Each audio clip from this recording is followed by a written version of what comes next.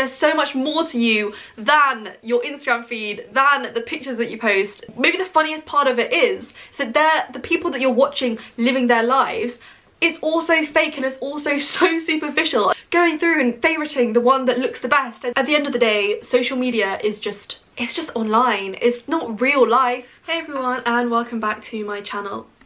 Some of you long-time subscribers will know that I took a social media break for the whole of January of this year, but not only did I take all of January off as I declared on my social media, especially on Instagram at the time, but I also ended up taking off the majority of February too, and I only logged back in on my birthday. So I thought today I would talk you through the lessons that I've learned spending 60 days off of social media. So just a little backstory about why I went off social media and what my reasons were behind it. I think I mentioned this possibly in a few vlogs before at the end of last year, but definitely on my Instagram. I did this Instagram post, which I'll insert here, and I basically just voiced what I was thinking and feeling at the time.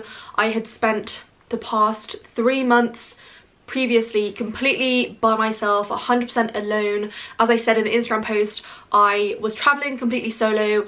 I was living in Lisbon by myself. I had no flatmates, no roommates, didn't really have any friends in Lisbon. I made friends when I got there, but I didn't actually know anyone before. And then I travelled to Dubai, and even there I didn't know anyone. So I was completely by myself, and it had been the longest time that I was actually physically by myself. I wasn't visiting friends, I wasn't seeing anyone, I didn't know anyone in these places I was going to. It was just me, and I was just stuck with my thoughts for a very long time, and it just got me thinking about the way we use social media now. Let me tell you, I wanted to take some pictures, but I got so self-conscious, so I haven't.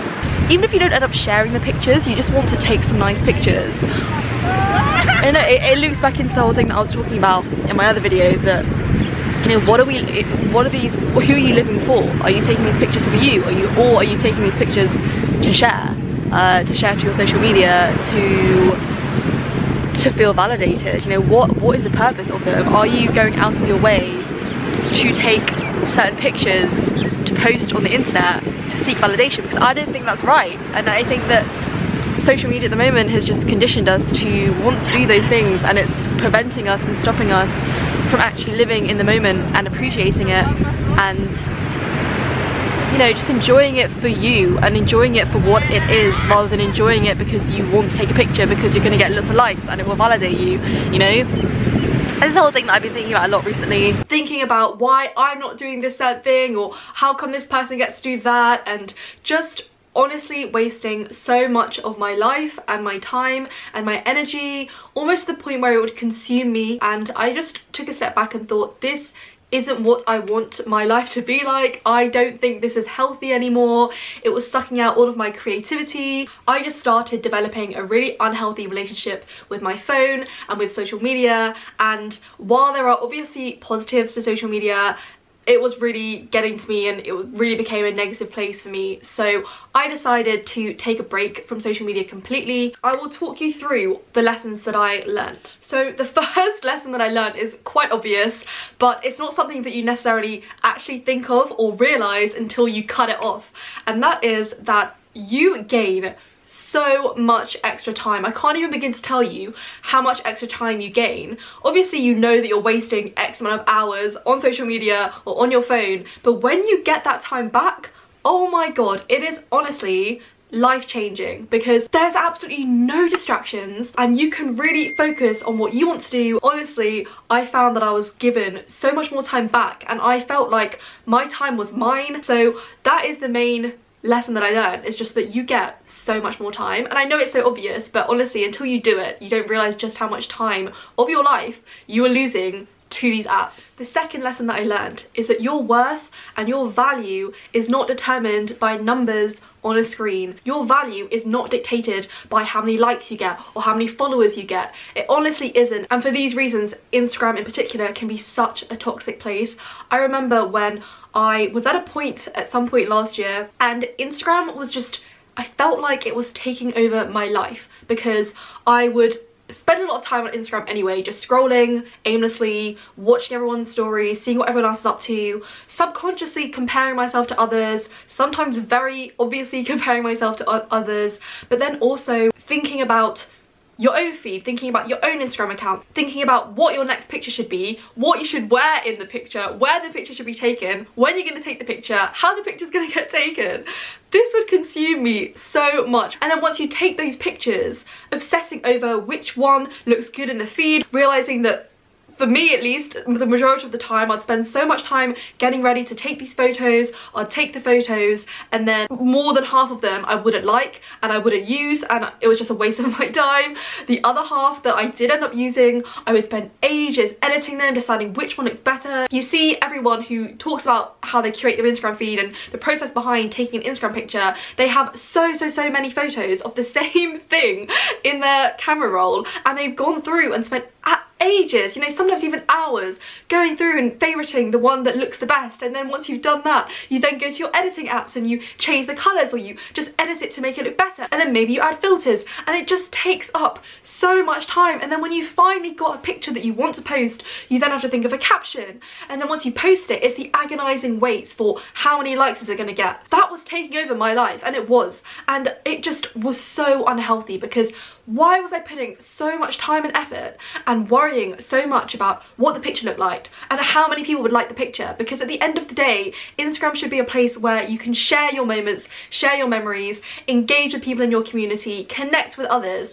It shouldn't be about trying to make your life look perfect, because at the end of the day, Instagram is just fake and it's very superficial. It really shouldn't be taken at face value. And so that is definitely one of the lessons I really took away from it. I realised, more obviously so, that my worth and who I am shouldn't be judged just based on how many followers or the numbers that are assigned to me, because I'm not defined by that. That's not who I am. I'm someone more than the pictures that you see on my Instagram feed. I'm more than the number of likes you attribute to said pictures.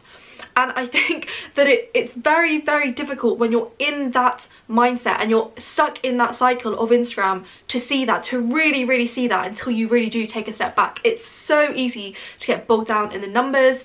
Honestly, even if you don't have a platform, or even if you're not an influencer or whatever, even if it's your personal account, you still care about how many people like your photo. And it's just, is this really what our lives have come to? Because life is meant to be worth living and not living for the gram, and yet unfortunately so, most people nowadays do live for the gram. They go to places to take a picture to then post on Instagram, and it's just, I don't think that's healthy, and I don't think that that is necessarily the way you should be living your life. You should let an Instagram app and external validation from people who don't even know you in real life dictate how you live your life. Sorry, that was a really long ramble about Instagram, but I do think that it is worth saying, because it is difficult. It is really hard to break that cycle. Also, adding on to that is, when I took my social media break, as someone who does create online, as a content creator, was I worried if I was going to lose Instagram followers? Yes, absolutely. I thought, oh my gosh, if I don't post, I mean, I for one barely post on Instagram anyway, and so when I wanted to take this break, I thought, oh my gosh, my account's gonna get hurt. I'm gonna lose probably a lot of followers because I'm gonna be completely off it. I knew that when I decided to take the break, and I just thought, again, at the end of the day, I shouldn't be defined by these numbers. And so now that I am back on social media and I am back on Instagram, have I lost followers? Yes, when I came back, I lost a lot of followers, 200 or 300 followers, which is a lot. And previously I would have been upset by it, I would have been hurt. But you know, it wasn't surprising because I wasn't posting. You just shouldn't define your value or your worth on these metrics, because it's really unhealthy, and there's so much more to you than your Instagram feed, than the pictures that you post, than the numbers. Honestly, there is. The third thing that I learnt staying off social media was that my mental health improved tremendously. I think I mainly took the break because it was taking a toll on my mental health, so it's not surprising that my mental health was a lot better, because I was no longer exposed to all these pictures of these perfect looking women and people living their best lives and comparing yourself and just basically feeling shit about yourself. I was no longer exposed to any of that, so inevitably my mental health would improve, and it did, but not only for those obvious reasons, but more so because I was being more present with things that I was doing in my day-to-day life,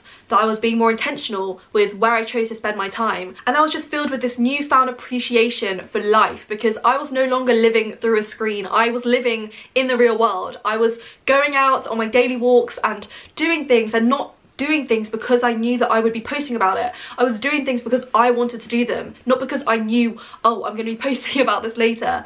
I think it was just such a game changer for me when I was able to just do things and not think about, oh, I should probably post about this, oh, I need to remember to take a picture of this, because I was doing it for me and there was no pressure to be posting about it. And I think that's again what people don't remember to do. They don't remember to take the time for yourself. Just because you don't post about it doesn't mean that you haven't done it, doesn't mean that you haven't enjoyed yourself. You don't have to post something about it to prove that you've done something, to prove that you've lived your life. I felt a physical difference as well, because you get this specific type of headache when you spend a lot of time on social media scrolling. I'm sure you guys can relate to this, but when you spend so much time just staring at your phone screen and scrolling for hours on end, it is definitely a specific type of headache, and I just didn't have that anymore. I didn't have the feeling of my eyes aching so much or just having that headache anymore. I just felt physically so much better as well as mentally. Okay, number 4, what I've learned is that you literally do not need to know what everyone is doing at every moment of every single day. You literally don't. It's not normal, it's not natural, and yet these social media platforms have conditioned us and made us think that we need to know what everyone's doing at every moment of every day. We need to know what they're up to. We need to know who they're hanging out with. We need to know what they've eaten for lunch. It's really, really detrimental, I think, on someone and their life, because if you're spending so much of your own life actively watching other people's lives through their stories, that's not living. You're just going to get lost. You're just probably going to feel worse about yourself. You're just wasting your time, if I'm being completely honest. I feel like with platforms like Instagram and Snapchat, everyone, regardless of whether you're an influencer or a content creator, whoever you are, it doesn't matter. Even if you're a private individual and you have, as I said before, your personal Instagram account, these platforms have now been designed to make us feel like each one of us is a mini celebrity, is a mini influencer, because we have our platform, we're sharing our lives, our followers watch us, and it means that we feel compelled to share everything that we're doing, to overshare our lives, to get this external validation, when we really don't.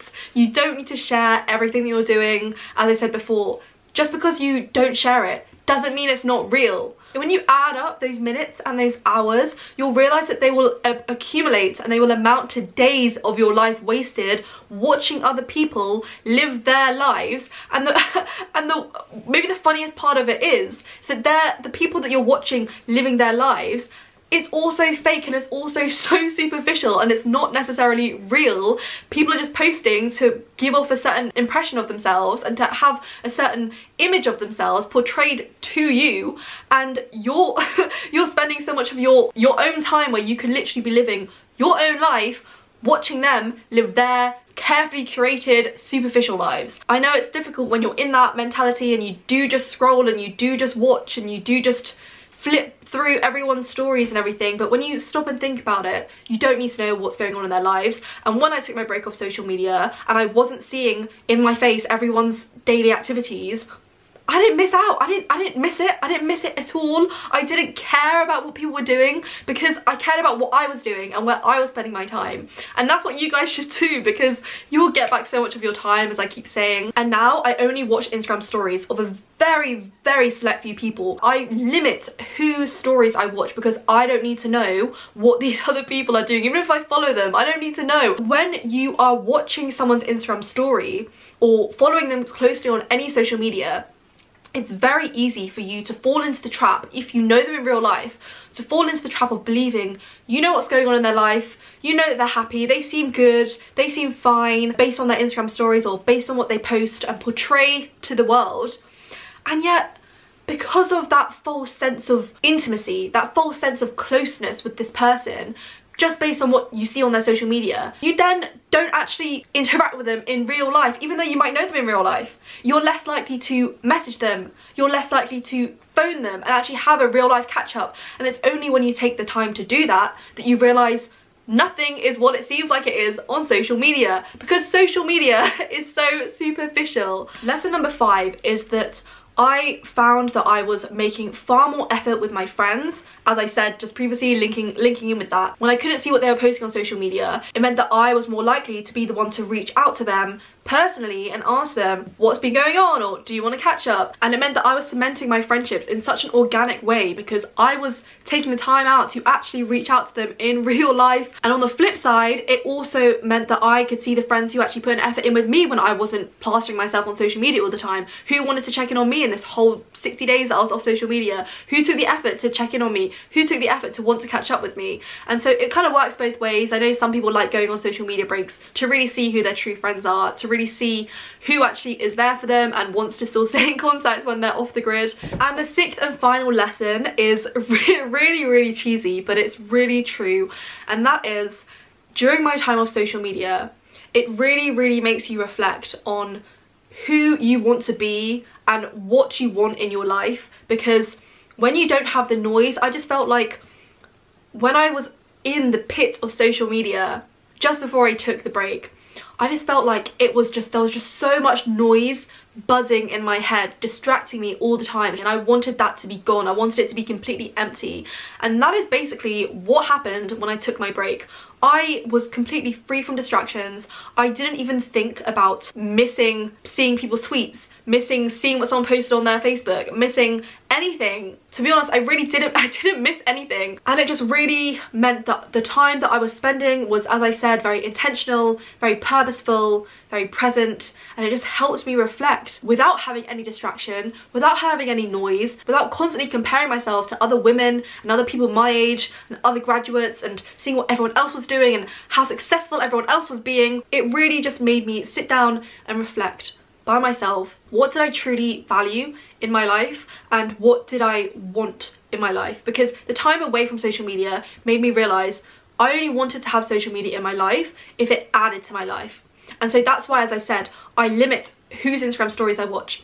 I limit who I interact with on Instagram. I limit who I follow on social media. I limit how I use social media now. I don't use it now to aimlessly scroll. I use it as a tool. I use it to connect with others. I use it to share my own thoughts and voice my own opinions on certain topics, and I use it to amplify other people's voices, and I use it to educate myself. So I think once you take a step away from social media, you realise, or you slowly begin to realise, just how toxic and how negative it is, and its effect it has on you, and how you might have been using it in the wrong way and in a way that actually has been detrimental to you. Again, very cheesy, but who you want to be and what you want in life in general, not just when you use social media. At the end of the day, social media is just online. It's not real life, and life is really to be lived off the screen, off your phone. And if there's anything you can take away from this video, it's that. It's to live your life away from your phone, without distractions, without comparisons, without feeling compelled to overshare, without feeling compelled to do things just for the gram. You know, do things for you. Do things because you want to do it. Don't do it because you think it will look cool. Don't do it because you want the external validation. Do something for you. When was the last time you did something solely for yourself? Thank you guys so much for watching. If you enjoyed this, please give it a big thumbs up and click the subscribe button for more videos. Let me know in the comment section below if there's any other video you'd like me to make. Thanks again for watching. See you soon. Bye.